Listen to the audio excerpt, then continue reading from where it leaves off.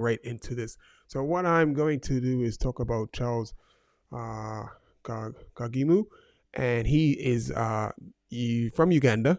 He is the current African national time trial champion for the entire continent of Africa. So the African National Championships, he is the current time trial champion. He will be at the World. So the time trial is not this Sunday. The time trial is actually next Sunday.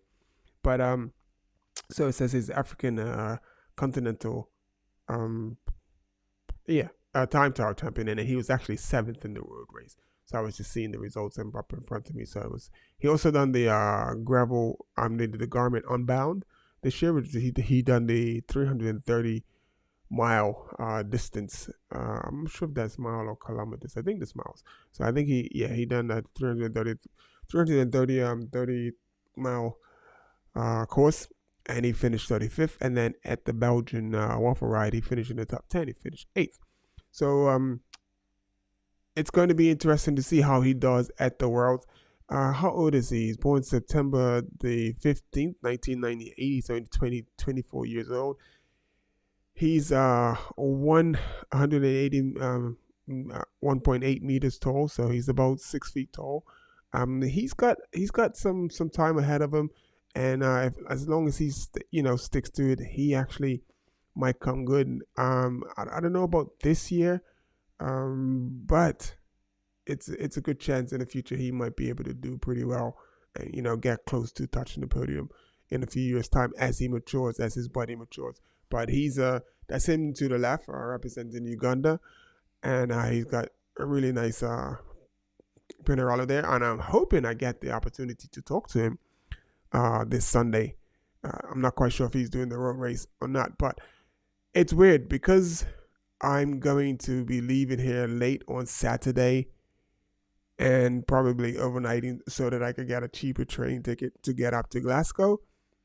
I might miss the guys in the opportunity to talk to them. I would have to go up there, I guess Friday evening, I guess, to spend Saturday to catch some guys to talk to them early in the day, because they have a big day. It's a road race. It's going to be a hard day, and they're going to want to rest. I know what it's like. So you don't want to be fussing at people. You don't want to be, you want to be in bed at a certain time. You want to have, you have your routine, and you want to be ready for the day. So yeah, so we got like I was saying, is Charles Kigumu, and he's going to be representing Uganda, as I said, doing the just make that a bit smaller so you can see his name, and you can see. So yeah, he's going to be representing Uganda, and this is a fast cat. This he's got some. He's going to do some things in the future. I'm pretty sure, and he's currently racing for, what's the team that he rides for? Let's see. It should be on here.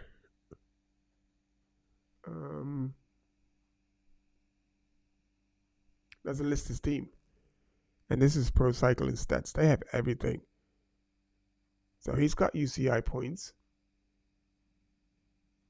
but I believe he races for the same team that my man Jordan races for. But it's crazy. He's not listed as on a pro team, but he's got an old picture here. But he's not listed as on a pro team. And he rides for.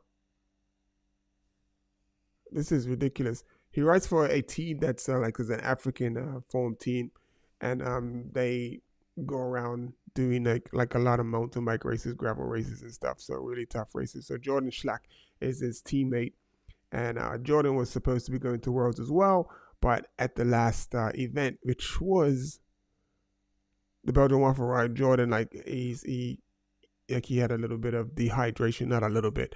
He ran into some problems with dehydration, and then he had to abandon, and so he hadn't been racing and stuff. So I talked to him 2 days ago. He's feeling a lot better. He done a race. Him and his teammate done a race, and they actually won the event. And so he's back on it. Jordan Schlack is back on it, and just glad he's feeling better and getting better. So and then the other guy, this guy, who is this other guy that I have on the screen as well? It's Biniam Gourmet. He is from Eritrea, and most people know who Biniam Gourmet is and what he's done. He won a tour of the Giro d'Italia last year, which was it last year? Yeah, last year he won a stage. He out sprinted Matthew Van Der Poel, which was amazing. That was just amazing to see. And then he had a really good, early campaign in the beginning of 2023. He opened up his campaign by winning stage 1 of the Volta Comunitaria Valencia, and like he had second. He got like the day before that he was second in the Trophy Palmer, and the day before that he was second in the Trophy Sencels. And it's not Andalusia, it's Al-Sadia. And those are a series of races that was in Spain. And then on to Tirreno Adriatico, where his best finishes was 3rd and 4th in the sprints. And I believe he did finish that. He did finish the Tirreno Adriatico. And we was looking for big things from him in Milan San Remo. And he was able to finish 28th in Milan San Remo. He just got gapped at the top of the Poggio, and that is like when the boys went and when Matthew went, and I still stand by that. Binny is probably the only person who could have matched Matthew paddle stroke for paddle stroke. They're the same type of riders. You know what I would like to see? I would like to see Binny go do some cyclocross, do some extra, and he's gonna need it, man. He's talented, he's strong. But like Matthew and Volt went out, he's got to do a bit more. He's got to do a bit more. So what else did he do? He did the East Saxo Bank Classic. He didn't finish that. And get Wevelgem Flanders, he finished 97th. Ronde van Vendelen, he didn't finish. Brussels Cycling Classic, he finished 4th. He just missed out on the podium. What else? On the Tour de Suisse, he opened up his campaign in the Tour de Suisse, but he finished 140th place on the time trial on stage 1. And then on stage 2, he came good on the Tour de Suisse, and he won the stage 2. If you saw the finish of stage 2 of the Tour de Suisse, I mean, the officials, the crowd, no one knew what to do with the Eritrean fans. They just like, yo, this is our man. And the celebration, was off the hook. It was amazing to see. So he did 6 stages of the Tour de Suisse, and he didn't finish stage 7.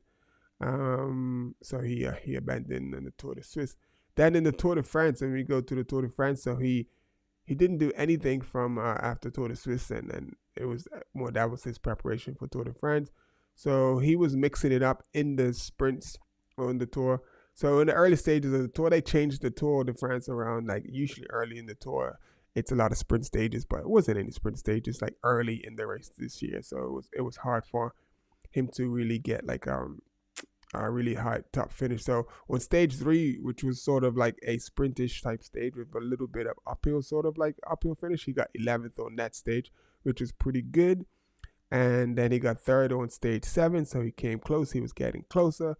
The next best one is 13th on stage 11, and then on stage, I believe it was stage 6. No, not stage 6. What stage is this? Stage 6. He on the Champs-Élysées, he finished 6th, and yeah, stage 7. I mean, so I believe that was the one where Patterson came in and pretty much dive bombed him, and Binny had to take evasive action so he didn't get caught up in the crash. And I still feel a way about that wasn't protested, because that was some dangerous riding. Sorry, excuse me. But it is what it is. I'm pretty sure he would have learned from that.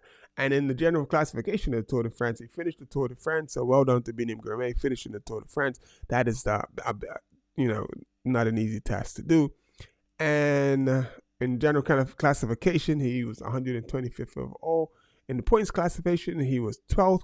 I believe as he matures, he will definitely be somebody to look out for. And I just hope that, as he, continues to go after the green jersey, that whatever team he's on, they actually build a team around him. Because if they build a team around him and he has the type of support that Pedersen had, like, with Vanderpool, like he's gonna win that jersey and he's gonna win some stages in the tour. And in the youth classification, he was 21. So and he done the San Sebastian over the weekend, and he did not finish. That's a tough race. That's a climbing race. So I'm not really surprised at that. But that's about it. It's been 20 minutes, so that's just a brief look at a couple of riders that are going to be at the World Championships this weekend. This coming weekend in Glasgow, Scotland, and all things go, I should be there, and I will see you. Hopefully, I get to talk to you guys from Glasgow, Scotland, and be telling you everything that's going on. So that's me. I'm out, and peace. I'll see you tomorrow with an update with a few more other riders that we're going to talk about tomorrow. Yeah. So let's be out. Let's get out of this joint. Oh, what is? Oh, there we go.